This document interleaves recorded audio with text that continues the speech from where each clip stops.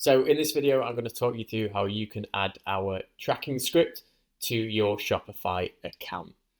This tracking script is the foundation for our server-side tracking if you are using Shopify, as we connect to your Shopify store to pull in that first-party data.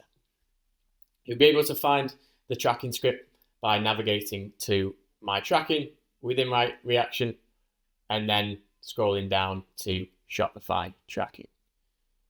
If you click Manage here, it will display the instructions as well as the tracking script itself. What you want to do is copy the tracking script, and from here we'll pop over to Shopify itself and I'll show you how you can insert it and configure. So from copying the tracking script from the Reaktion dashboard and logging into your Shopify, you want to navigate to your settings.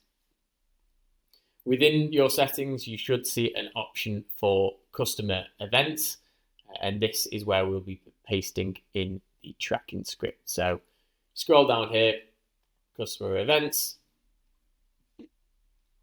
We want to be adding a custom pixel here. So add custom pixel, name it something that you can remember that's relevant to Reaktion. In this case, Reaktion test, add pixel, and you'll then be prompted to select your customer privacy permissions. We want to select permission, not required.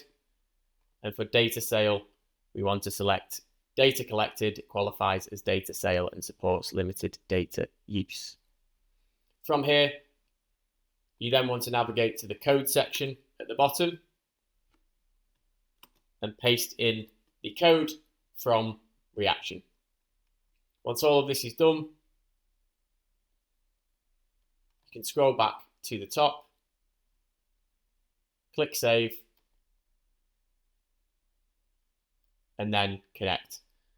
And this will connect our Shopify tracking script and the custom pixel to your Shopify account.